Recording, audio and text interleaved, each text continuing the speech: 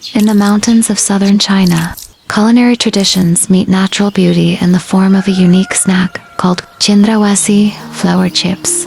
The process begins in the early morning, when artisans gather freshly bloomed flowers.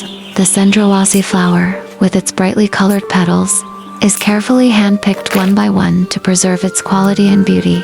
Once harvested, the flowers are gently washed with cool mountain water to remove dust without damaging their delicate petals. They are then briefly soaked in a mixture of natural sugar and a little rice flour. This step serves as a protective coating, while also giving the chips a subtle sweetness. The next step is frying using traditional techniques. Heated vegetable oil in a large copper wok is used to fry the flowers until they turn into crisp chips. The heat is kept stable, so that the flowers retain their natural colors and continue to look beautiful.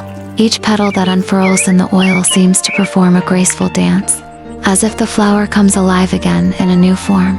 Once cooked, the chips are lifted, drained, and lightly sprinkled with powdered sugar or dried honey. The result is a delicate snack with a blend of sweetness, savoriness, and the distinctive aroma of flowers. For the local community, cendrawasih flower chips are more than just food. They are a symbol of beauty, fertility, and respect for nature. In several major Chinese cities, these chips have begun to gain popularity as a specialty souvenir, representing the harmony of culinary tradition and natural aesthetic.